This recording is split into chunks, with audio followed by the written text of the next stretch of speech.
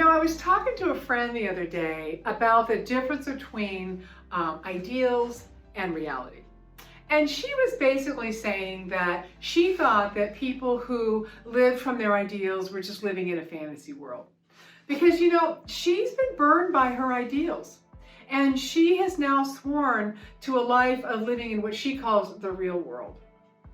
But I don't think that ideals are fantasy. I think our ideals are our blueprints for the future. When I coach people in creating a life that they really want to be living, I ask them to tell me what their ideal is for what's next. So whether they're looking for a new job, a new career, or launching a business, I want to know what their ideal is. I encourage people to dream big so that we can really get an understanding of what's next in their life. Some people just completely resist this process. They see them as flights of fantasy, and they don't see creating their ideal as getting them any closer to a job or launching their business. But I think that actually understanding what your ideals are, your vision for the future is as or more important as having a good resume, a good LinkedIn profile, or a good business plan. In my experience, we need to get friendly with our dreams and our visions and our ideals because it's what will actually help us create a future that's different from a regurgitation of our past. Because you see, I'm an idealist with realistic tendencies. I understand that people need to be paid appropriately for their work. I understand that most people can't or won't save 3 years of income before they launch a business, and they need to create income as soon as possible after launching. I understand that your ideals don't feed your family.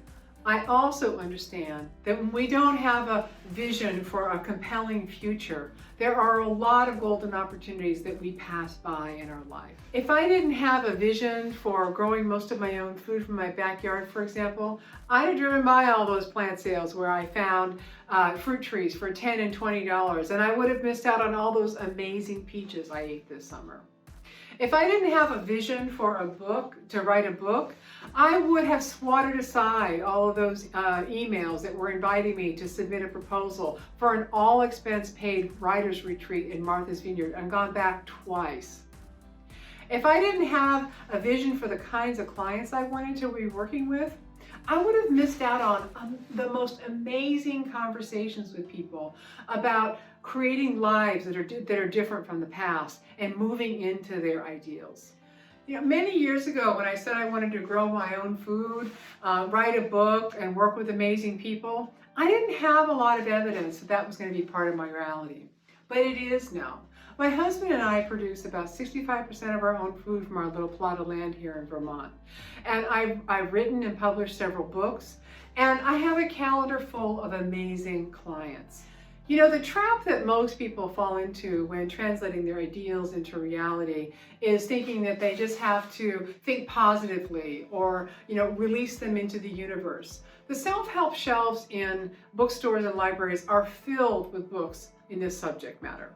But I'm not talking about magical thinking here. I'm talking about creating a life that you really want to be living based on articulating and then living into your ideals every day. And by the way, there is actually a really easy formula for manifesting your ideals. It's really easy. You want to hear about it? It's 4 steps. So the first one is think about what you want. Actually get it really pretty clear in your head. That's called imagining. The second step is say it out loud. Say it out loud so you hear your own voice resonating through your body. That's called embodying it. And the third step is tell other people about it. Share your ideal with other people, especially people who love you and who want you to have a wonderful life. This is called creating a support network. And the fourth step is to live in accordance with that ideal every day. And that's also known as putting one foot in front of the other every day with intention. Simple, right? So why would most people square off ideals? Well, you see, steps 1 and 2 are actually pretty easy and most people can manage that.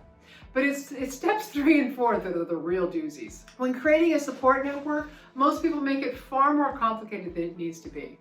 If you know 1 or 2 other people that you're willing to share your ideals with and share your visions with, and they're willing to support you and they think you're wonderful, that's all you need. They don't even have to know each other. If you just know one other person who can help you hold that space, somebody who thinks you're wonderful already, and when you start to doubt yourself, that they're able and willing to remind you of how fabulous you are. And when you start living into your ideals, be prepared for setbacks. You know, some days just go haywire. This doesn't mean you're on the wrong path. It just means you had a setback. Ideals are not magical. They're blueprints, remember? And blueprints are just, you know, they're guides for taking something that didn't exist into something that does exist. They are designs and patterns that we can follow. They're not the detailed plan. So, you know, if you want to build a house, for example, you might hire an architect to translate your ideal of a house into a blueprint. But when the builder takes that blueprint and starts to actually, you know, build stuff, they're pouring concrete for the foundation, they're starting to assemble the walls of your house, they run into reality pretty fast and they have to make adjustments. So, for example, they have to make adjustments around the spring that suddenly came up in the middle of your building lot. They have to manage the availability and expense of materials based on the quote they gave you. And they have to also convince you that your big idea for a front door and how it should look is not structurally sound. You probably already know this, but most contractors and builders are always behind schedule. This is actually part of the process of bringing an ideal into a reality.